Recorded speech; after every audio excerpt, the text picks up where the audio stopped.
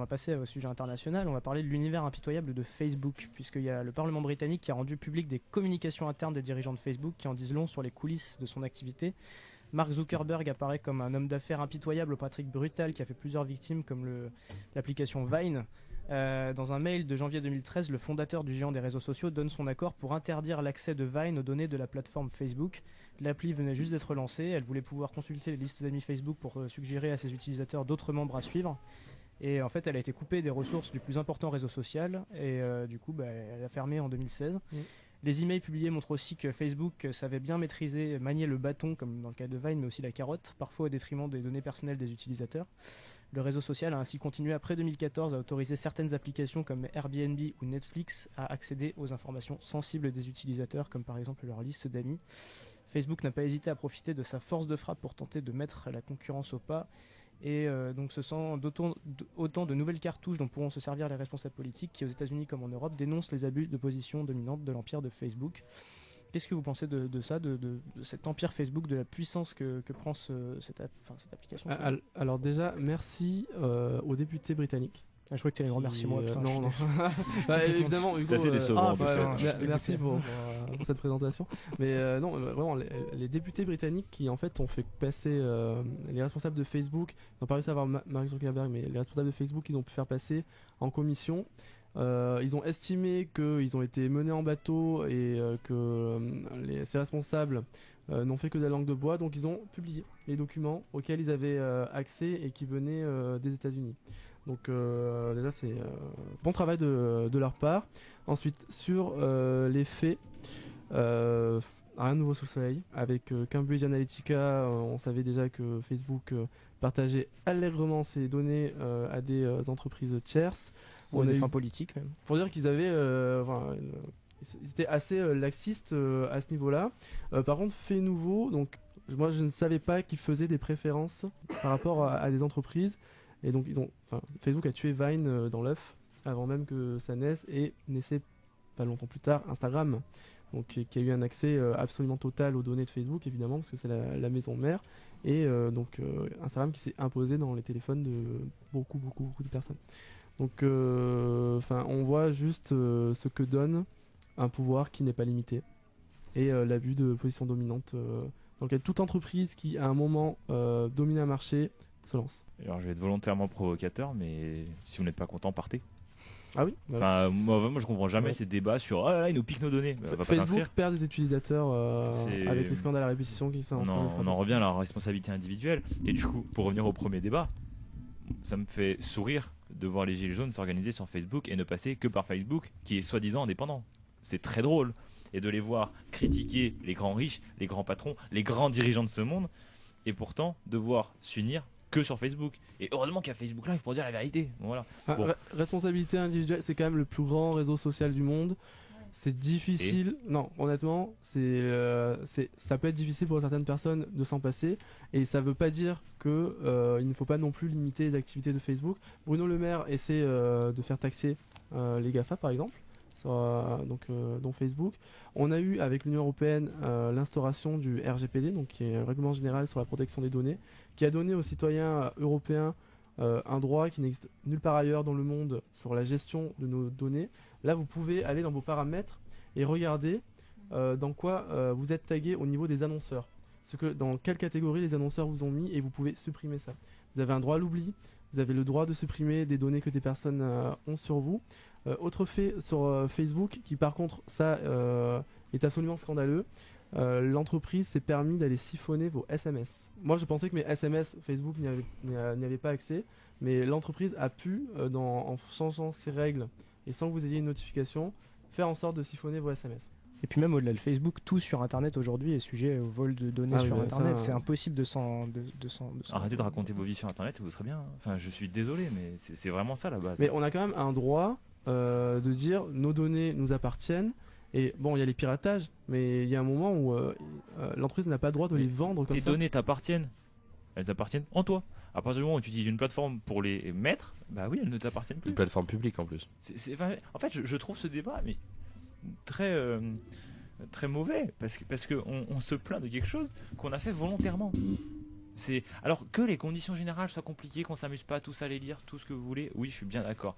Et je pense que personne n'est capable autour de cette table de les comprendre. Ils sont tellement alambiqués, elles font appel à tellement de choses que je pense que c'est incompréhensible. Et c'est plutôt là-dessus que j'irai chercher. À dire, ce serait bien d'expliquer clairement au moment de la souscription, au moment de l'inscription, ce qui va se passer. Ce que le RGPD a fait en essayant de simplifier au maximum la compréhension des... Mais du coup, je trouve ça un peu naïf de dire aujourd'hui, ouais, ils ont nos données, ils en font ce qu'ils veulent. Bah oui. Après, sur le fait que, quand tu dis on a le choix, on n'a pas de. Enfin, je trouve, oui, on a le choix, on a toujours le choix, mais regarde, t'arrives à Kedge, tu vas être dans une association, t'as pas Facebook, les gens, franchement, vont te dire, mais Facebook. Enfin, si tu veux être dans l'association et continuer à suivre toutes les conversations, franchement, t'as Facebook. Tu te crées un profil minimaliste. Tu te crées un profil minimaliste. Oui, mais tes données, tes SMS. Oui, puis pas tout le monde est en école de commerce et est en école de commerce et a besoin de cet outil-là, tu vois. Tu vas créer un compte sur le PC du Hub. Je t'assure, tu vas créer un compte sur le PC du Hub, ils auront pas de données sur toi.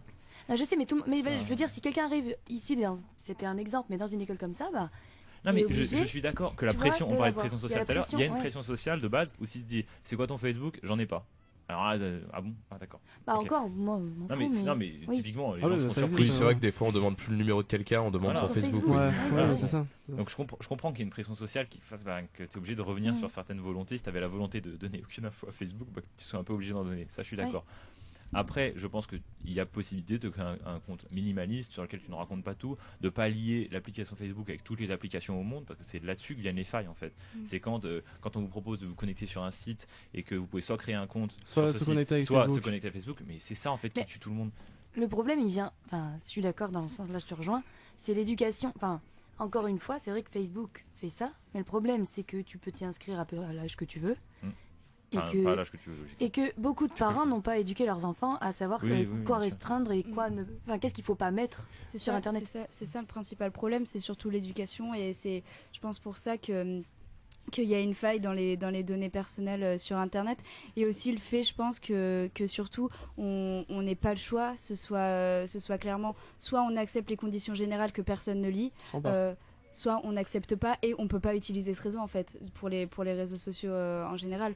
Donc le problème c'est que je pense qu'il y a pas d'option entre guillemets on accepte avec certaines conditions que certaines données ne soient pas données, ou non on n'accepte pas, ou oui on accepte et on donne toutes les données. Et je pense que c'est ça le problème, parce qu'en fait on n'a clairement pas le choix, et donc on est obligé de donner toutes nos données et d'accepter les conditions dont on ne connaît même pas ce qu'il y a surtout que Facebook utilise nos données pour les vendre à des annonceurs qui nous vendent de la pub, etc. Donc ils sont une manne financière incroyable. Ils passent pas uniquement parce qu'on leur donne, parce que regarde, les SMS. Tu leur as donné l'accès. Est-ce que quand tu installes l'application, attention, cette application va accéder les SMS. Quand tu installes l'application, Apple, quand Apple ou Samsung sur son Play Store, ils vont t'indiquer, voilà, cette application demande l'accès à, t'as la liste. T'as dit oui, fini pour toi. Oui, voilà. Faut apprendre à lire en fait à un moment donné. Mais l'application n'a pas à siphonner. Normalement, tu devrais avoir le droit de dire non, je veux pas que l'application prenne. Mais elle ne siphonne pas. Tu lui as donné l'accord. Mais ce que je te dis, c'est que tu devrais pouvoir dire non, je veux pas que mes SMS. Mais tu peux. Voilà, exactement. Mais tu peux, étant donné que n'installe pas l'application. Oui, non, tu peux. Si on en est à. Oui, si tu réduis à ça, oui, forcément. Mais tu crées ta boîte demain. Tu vends un produit, d'accord ? Et le produit, il faut que la personne réponde à 3 choses pour que tu puisses le vendre. Qu'elle te donne l'argent. Et je sais pas, elle te donne une caution en plus. Bon, la personne se dit, alors moi je peux donner l'argent mais pas la caution. Bah tant pis pour toi. Tu vas pas commencer à dire, ah non mais vu que t'acceptes t'as déjà toutes les infos qu'on met ou pas sur Facebook, que ce soit minimaliste ou pas. T'as les infos qu'il y a sur Facebook, t'as celles qu'il y a sur Messenger.